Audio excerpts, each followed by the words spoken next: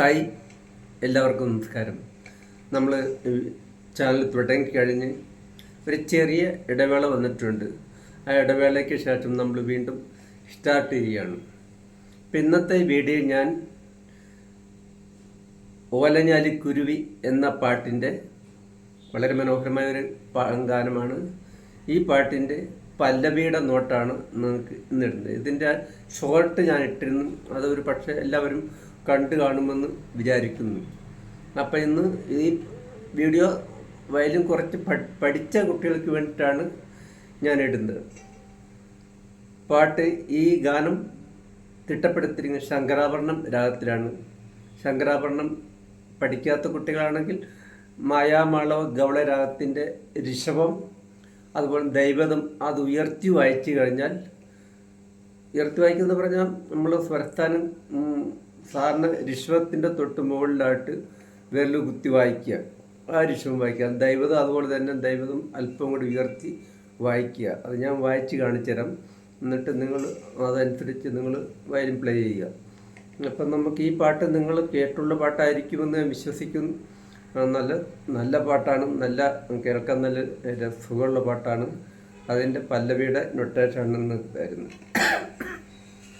അതിനകത്ത് ശങ്കരാഭരണം രാഗത്തിൻ്റെ സ്വരസ്ഥാനം ഞാൻ ഒന്ന് വായിച്ച് കേൾപ്പിക്കാം.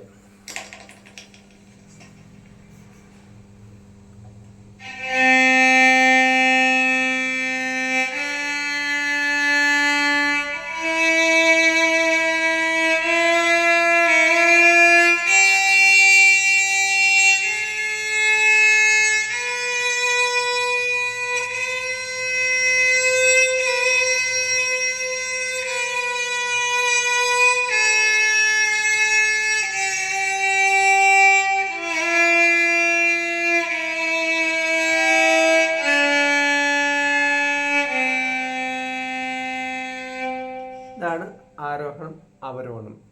ഈ രാഗത്തിലാണ് ഈ ഗാനം തിട്ടപ്പെടുത്തിയിരിക്കുന്നത്. അപ്പോൾ പല്ലവിയുടെ നോട്ട് ഞാൻ ഒന്ന് പറയാം. അതിൻ്റെ നിങ്ങളത് എഴുതിയെടുക്കാം. പിന്നെ ഞാൻ പാട്ട് കൂടെ പാടുന്നില്ല. പാട്ടിൻ്റെ വായ്ത്താരി വേണമെങ്കിൽ ഞാൻ മൂളിത്തരാം.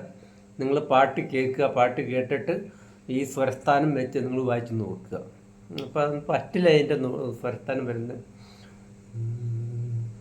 പ സ നീ രി സ നി സ,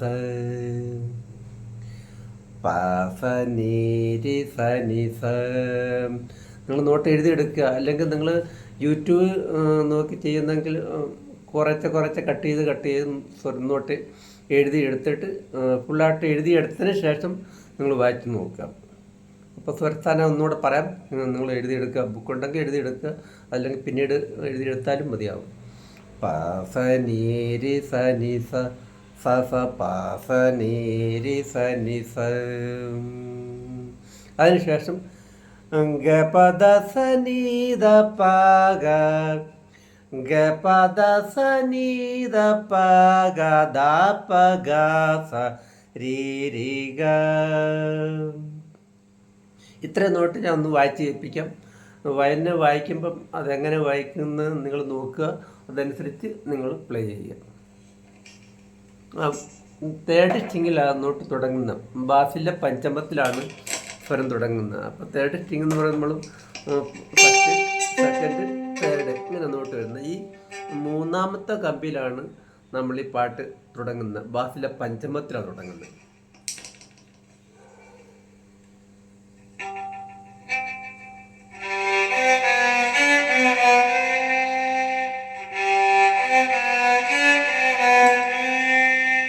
അതിനുശേഷം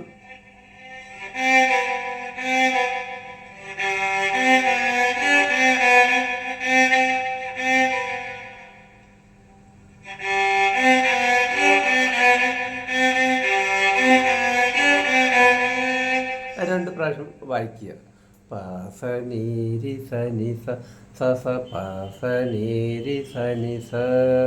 അങ്ങനെ രണ്ടാവർത്തി വായിക്കുക. അതിനുശേഷം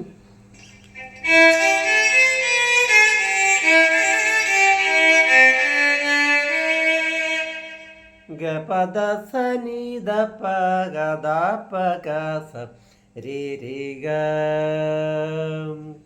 വായിക്കാം.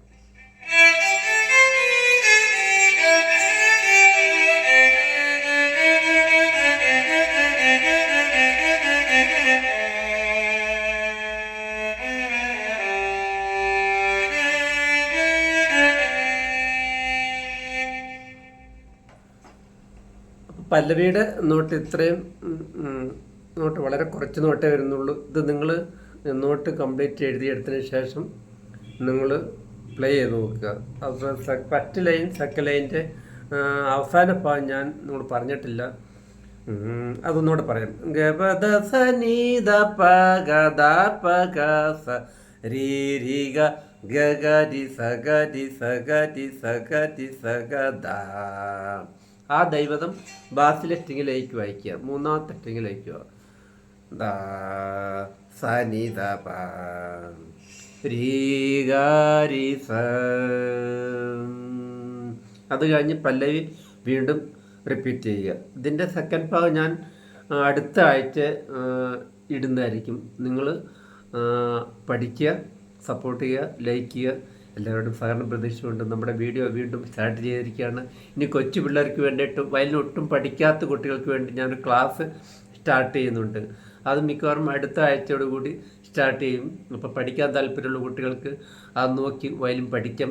ഇത് സൗജന്യ ക്ലാസ് ആയിരിക്കും, ഫീസ് തരണം എന്നോർത്ത് ഉള്ള വേവലാതി ഒന്നും ആർക്കും വേണ്ട. എല്ലാവരോടും സഹകരണം പ്രതീക്ഷിച്ചു. താങ്ക്സ്.